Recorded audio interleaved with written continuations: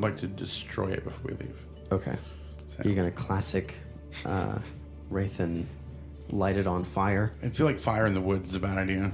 Well, this is sort of like a clearing. It's like a dirt clearing. Then yes. Yeah. I will burn it to... It would be a controlled burn. Yes. I will control burn this to nothing. Okay. There's also little like huts set up that they pretty much they're like tents. They're like what Jamero has, but not as cool. Way shitty. Made out. They're like hide sort of tents. And I know you guys don't have tents and like to sleep outside, but if that's a thing you'd be interested in, you can.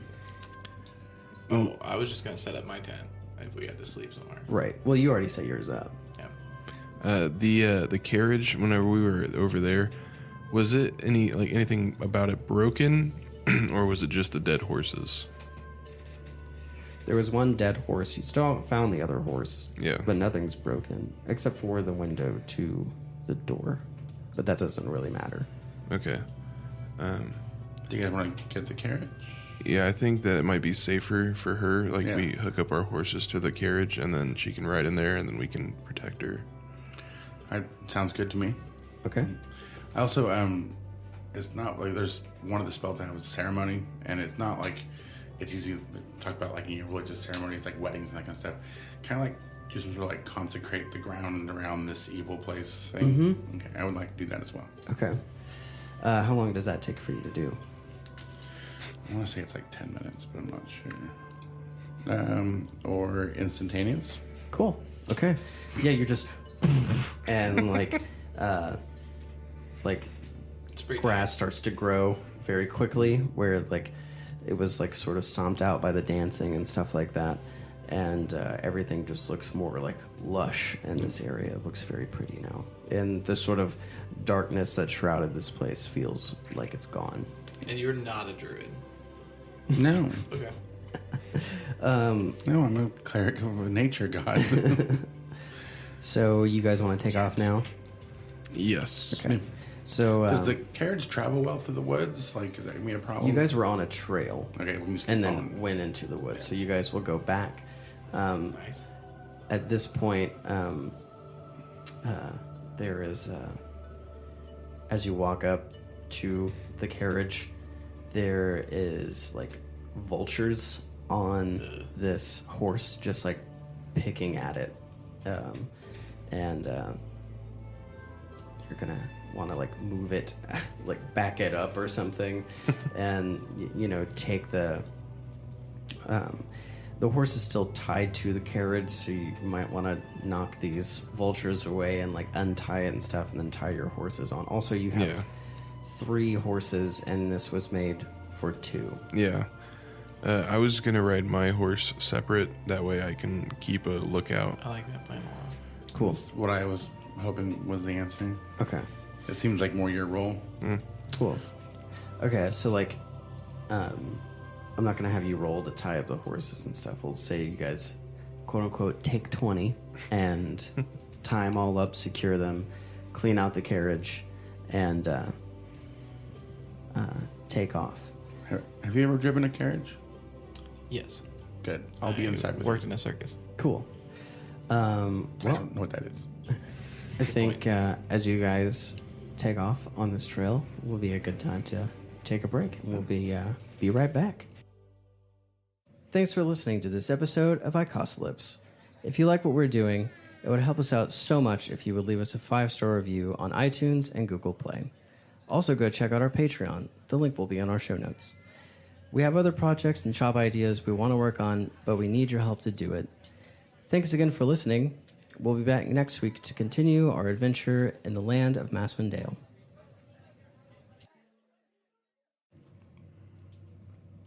And we're back.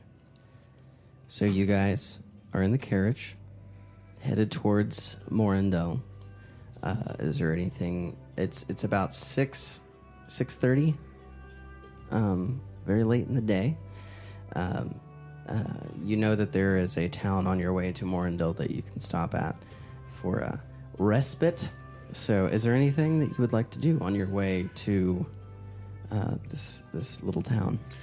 On my separate horse, I'm just gonna kind of like, I'm trying to figure out how to be like make a circular pattern while staying on, like, near it. But I can't figure out a way that would make sense. So I'm just would just decelerate and let the car go past, and then you would kind of go laterally, and then you would accelerate to go around the cart, and then you'd go in front of it. So you're gonna weirdly circle around this cart with your horse? I guess so. Like, I feel like I should do that, but it feels weird. I mean, your horse would go faster because there's less pull, so you could probably... Yeah, you could do it. It's just like, I've never heard of anyone doing that before. You don't really need to do that. Yeah, I know. How about this? Roll a perception at advantage. Okay. Oh, Got a natural 20. So that's Okay, natural cool. 20. So instead of circling around, you're just like super alert, and I'll let you know if you see anything with your natural 20. Sweet. So, Like perhaps time itself. yeah. You see sounds? Yeah. So, on your way to this town, so we got Marsh outside hanging out with his eagle eyes. I would like to dump this bag of holding out, Okay. because I would very much like to know what's inside of this bag of holding. Okay. So, you tip this bag over. There's no way to do that slowly, right? You kind of just have to dump everything out of the bag of you just holding. have to do that. Okay. Shit. I want to be there when he does this. I let's want to just watch this happen. You're hope sitting that- right across Yeah. from him. Let's hope that it's not chaos. All right, let's do it. It's a black hole. No, It's a black hole. So excited. Tight. tight. So the first thing that falls out with a thud is this thick book.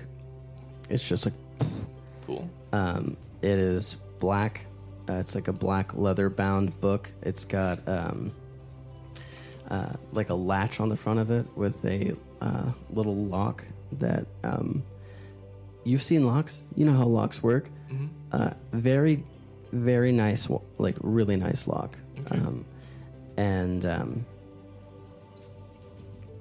on top of that falls this little statuette, and as you are looking at it, when it hits the ground, it starts to it looks like it's just made out of just like a polished stone.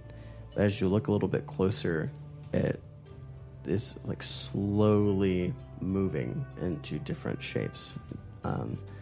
It doesn't become one thing, it's not like, okay, now it's an apple, now it's, a little dagger or something. It's just like moving in no particular sort of fashion. Next to that, Didn't I find something like that before? you found, so your statue looks Okay. like it's, Okay. it doesn't actually move. Okay. So on top of that falls or I guess next to it is armor. It's like a padded armor, and judging by the magical sort of signatures on it, it was most likely created as a collaboration between what looks like maybe like two students, like magic sort of students. It looks really nice. It's like I said, it's like padded leather, but it's sort of this. It's sort of like this bright, sort of like a light brown, like a tan. It's like a tan color. It's got a belt on it. It's like a green belt, and the top of it is it's like collared, and it looks like it's got strings at the top, so you can like tighten it up if you want to. Tight. And then there is also a mace that falls out as well.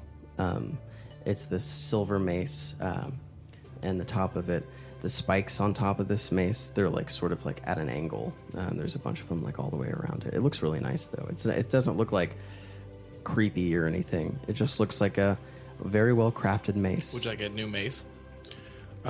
Yeah. Looks like a. I'm interested. And then lastly, another piece of armor falls out. Ooh. And it is this, it's a breastplate, and it's funny, when it falls out, it's like this pretty silver, and it's got this like blue, what looks like a rune on it. You can't really tell like from for right now what it means or anything.